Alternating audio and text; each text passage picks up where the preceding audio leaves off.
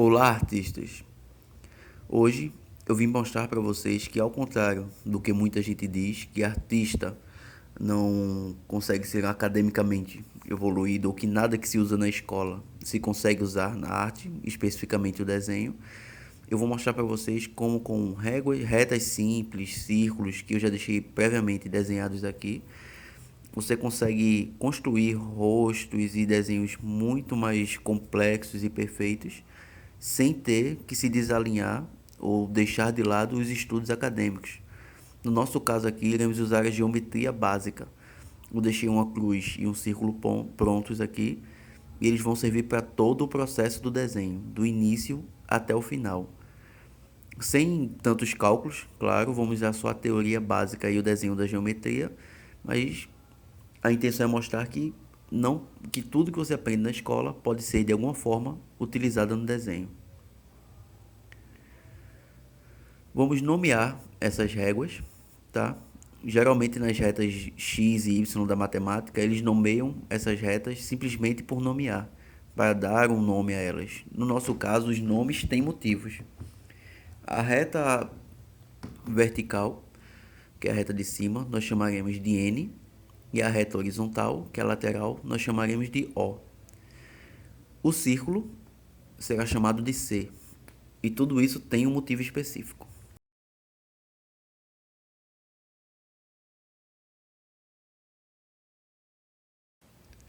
A reta N tem esse nome porque ela é a reta do nariz. Ela que vai delimitar a posição do nariz dentro do círculo C.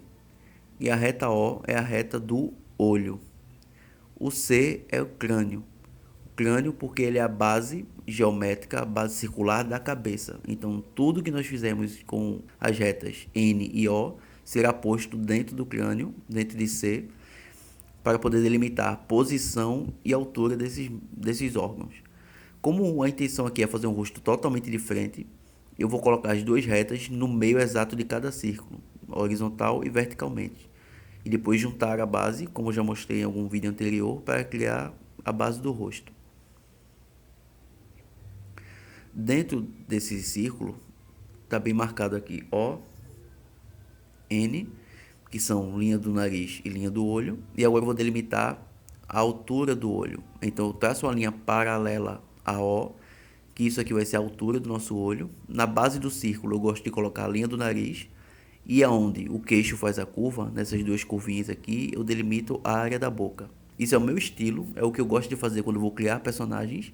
Mas quando você for copiar, tem que adaptar isso ao que o artista em questão, o criador daquele personagem, gostaria de fazer.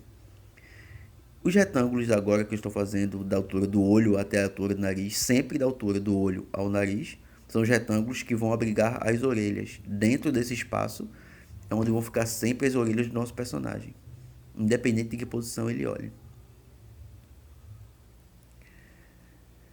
Já delimitamos orelha, olho, nariz, boca e a altura dos olhos.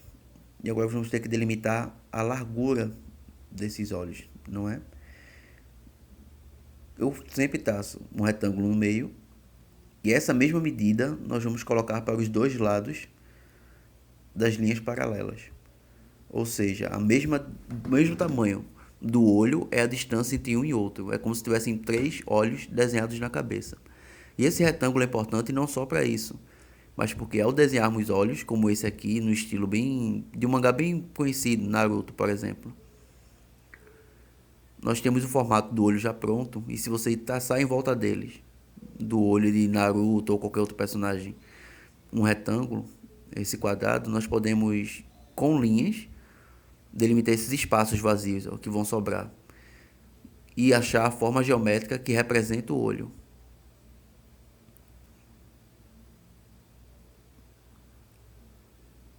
E essa forma geométrica vai dentro do retângulo que nós construímos lá em cima. Do mesmo modo que fizemos no exemplo abaixo.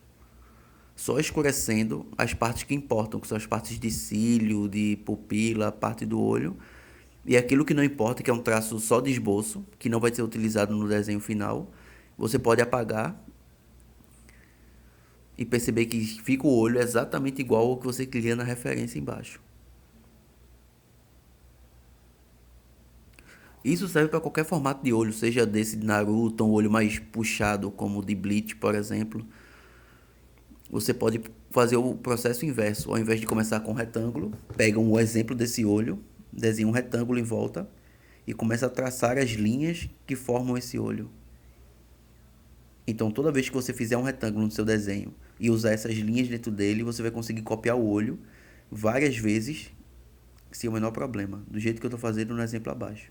Copiando o olho de cima, só usando os retângulos e as linhas que eu peguei no exemplo anterior.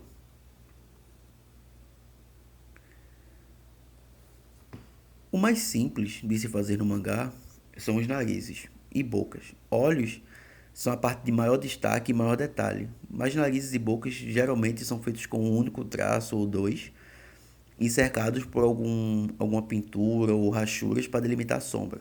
Mas são muito simples mesmo e você só precisa posicionar bem ele no rosto. Sua única preocupação com nariz e boca é posicionar no rosto. Mas a técnica para desenhar é muito simples. O mais difícil sempre vão ser os olhos.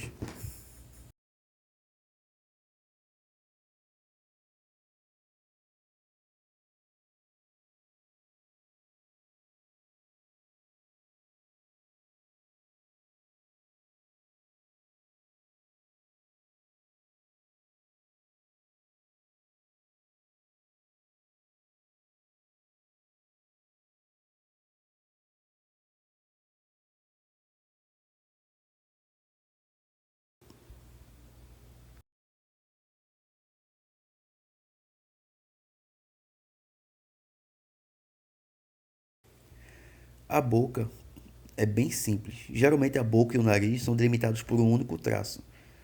Então o mais difícil no mangá são os olhos, porque são o elemento de maior detalhe. Mas boca é simplesmente um traço, e nariz também, às vezes simplesmente dois pequenos. E para delimitar a diferença da boca masculina para feminina, você pode simplesmente fazer um lábio mais grosso, como se ela estivesse usando batom ou algum efeito labial. E do masculino, simplesmente um traço reto.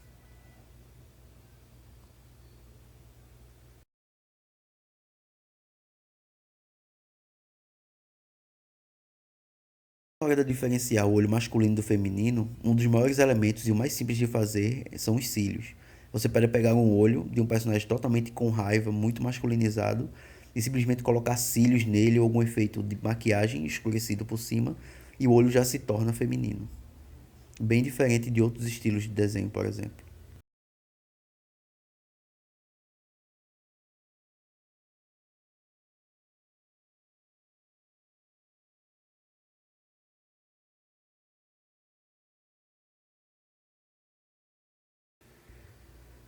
Agora eu vou mostrar para vocês como é que se faz as orelhas. Simplesmente pode desenhar um coração normal, como se desenha no jardim de infância, dividir ao meio e eu vou contornar a parte externa desse coração, sem o traço do meio. Sendo que nas pontas, onde é para ficar reto ou pontudo, eu vou fazer arredondado. A parte interna do coração do coração, né, que será a orelha, é simplesmente decorar. Você decora os traços internos. Mas o formato é importante você seguir um formato de coração, mas ao chegar na ponta, ao invés de deixar ele pontiagudo, como deixaria no coração, fazer arredondado. E aplicar isso dentro dos retângulos que nós fizemos ao lado da imagem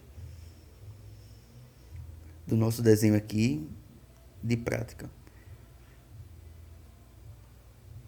É algo bem simples e fácil de se fazer, sem o menor esforço.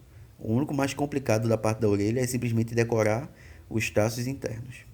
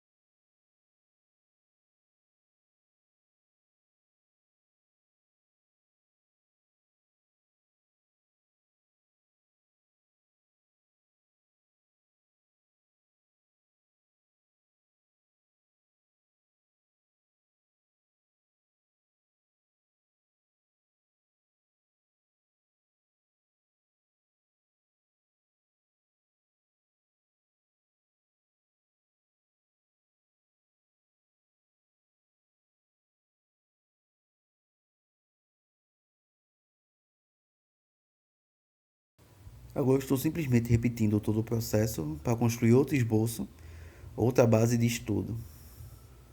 Sempre usando a mesma técnica todas as vezes, independente do personagem que você vai retratar, você pode mudar largura de olho, espessura, pode mudar o comprimento do rosto, mas a base técnica sempre será a mesma.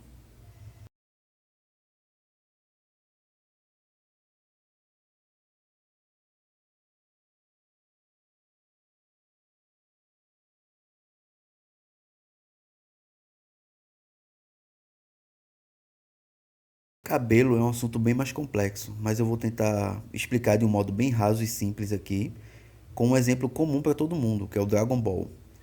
O cabelo do Vegeta, ou o cabelo de todos os personagens de Dragon Ball no geral, eles são formados pontiagudos. São cabelos com muitas mechas e assustam as pessoas. Pessoas que acham que é muito difícil desenhar pela quantidade de mechas que tem, mas não percebem que é simplesmente o mesmo efeito repetido. Antes de tudo, eu delimito o espaço que esse cabelo vai ocupar. Então, eu faço uma forma geométrica, que nesse caso parece uma gota virada para cima, para delimitar o espaço dele. Por que é importante usar formas geométricas e delimitar o espaço do personagem? Vamos dizer que eu fosse desenhar um cenário onde tivesse mais de um personagem. Atrás tivessem mais dois, por exemplo, o Vegeta na frente e atrás o Goku e o Piccolo pulando em cima dele ou alguma coisa do tipo. Se eu desenhasse direto o rosto e depois o cabelo sem delimitar o espaço que ele ocupa, possa ser que o cabelo do Vegeta acabasse cobrindo o rosto ou parte do corpo que eu fosse gostar que aparecesse dos personagens de trás.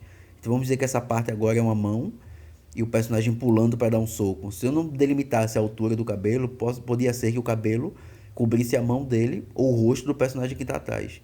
Então é sempre bom usar formas geométricas para delimitar o espaço, para você não acabar cobrindo ou errando algum detalhe que você gostaria de fazer na imagem posteriormente.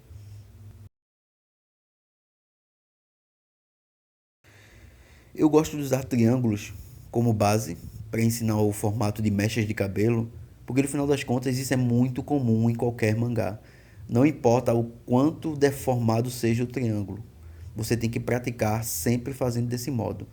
Pega um triângulo e não deixa ele reto, faz mechas duplas, mechas únicas, mas sempre curvando, deformando ele e dando do jeito mais estilizado. Nesse caso daqui, como é o cabelo de Vegeta, o triângulo que forma o cabelo de Dragon Ball, é importante você identificar como o desenhista usou essa forma. É parecido com esse último que eu fiz, que é um triângulo um pouco mais puxado para o retângulo, o final dele. Então, tudo que eu tenho que fazer na imagem é repetir várias vezes esse mesmo formato geométrico ao longo do cabelo.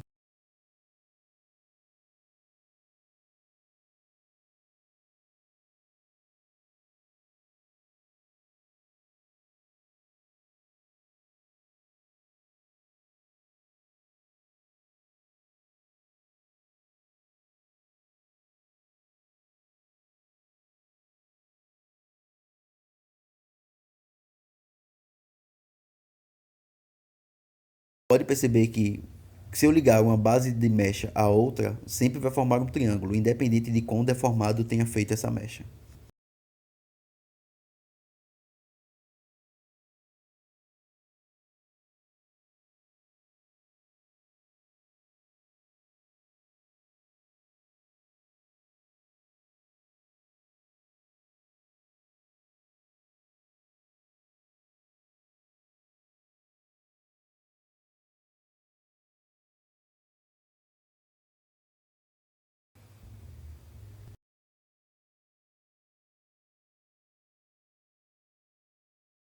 Não serve só para cabelo masculino. Eu vou dar um exemplo feminino onde o que vai delimitar a fluidez do cabelo, vai delimitar a leveza e o cabelo ser feminino são tanto o volume quanto o tamanho.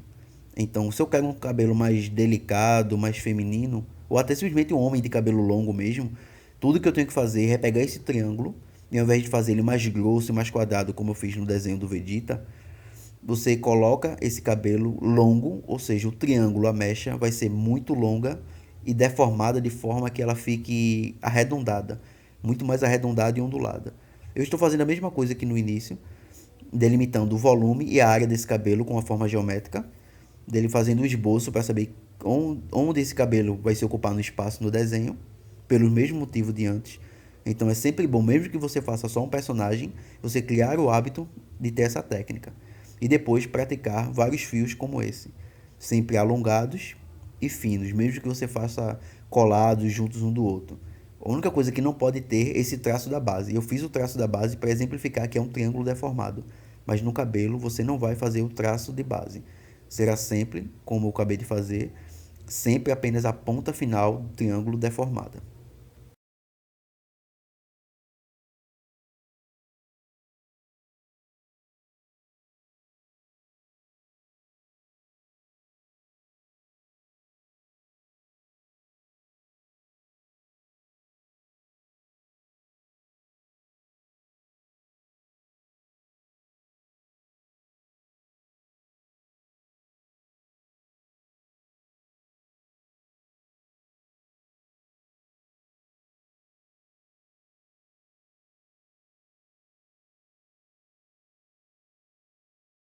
Uma coisa que ajuda bem a dar ideia de mecha é essa sobreposição que eu fiz do lado esquerdo, bem no final do desenho. Uma mecha aparecendo por trás da outra, como se estivesse se sobrepondo, um interagindo com a outra. É sempre bom em fazer os elementos interagindo entre um e outro para dar uma ideia mais de naturalidade.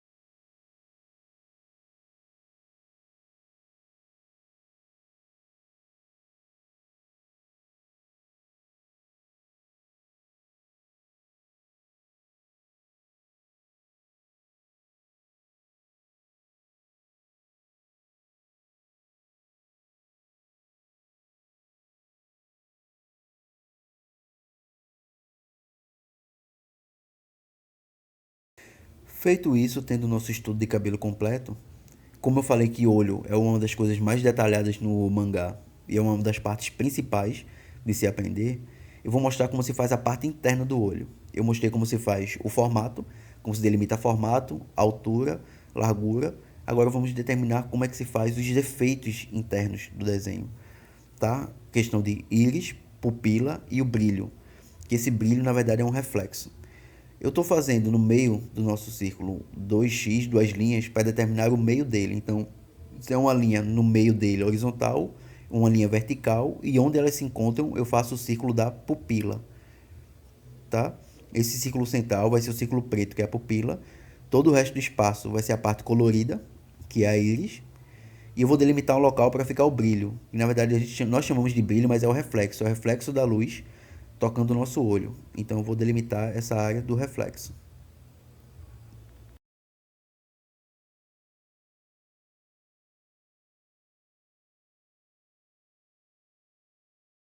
E depois disso, de forma bem simples, para praticar de começo, é pintar com lápis a parte da pupila muito escuro. Com outro lápis mais claro, simplesmente usando a mão mais leve, eu vou começar a pintar a parte da íris muito claro.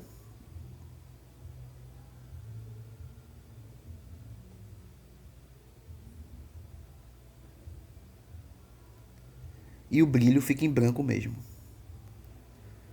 Isso há mais de um jeito de fazer no mangá. Um jeito mais comum que se observa em desenhos antigos é fazer uma forma geométrica dentro do círculo da íris que seja metade do tamanho dela.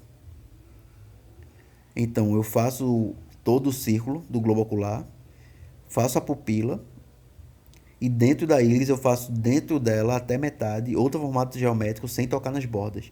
Então é como se a íris tivesse duas cores.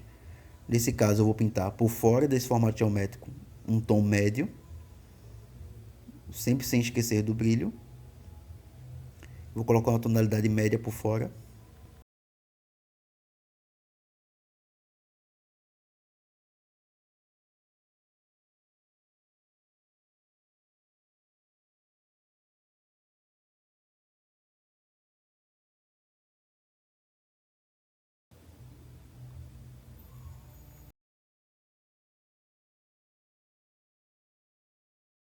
E por dentro daquele espaço que eu deixei em branco, da forma geométrica, eu vou fazer uma tonalidade mais clara. Não parece um olho assim, parece mais uma Pokébola ou alguma coisa do tipo. Mas isso é porque estamos fazendo simplesmente a parte do globo ocular. Quando você começa a contornar isso com cílios, com formato de olho, com outros detalhes, ele já ganha mais a ideia de ser um olho, ganha mais essa vida, esse detalhamento.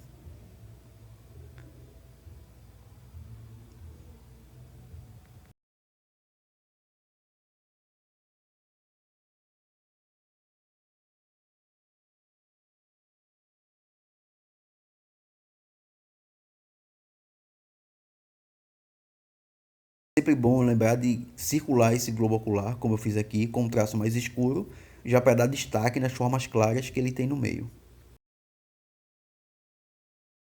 Então todos os elementos partem disso, você aprender um por um como juntar todos dentro daquele globo, sempre lembrando as retas N e O e o crânio. E o mais detalhado e o mais central que você tem que se preocupar em fazer a proporção é o olho, se usando daquelas linhas paralelas, a linha paralela, a linha O, e os retângulos, 3 retângulos do mesmo tamanho, para delimitar tamanho, altura e a distância entre um olho e outro. Boca e nariz são mais fáceis, você podem achar o estilo que vocês querem utilizar, mas o olho é sempre bom praticando desse modo, até que isso se torne algo automático na sua mente e você consiga modificar ele de um jeito que ache mais bonito. Então eu vou fazer agora um desenho rápido para mostrar vocês isso na prática.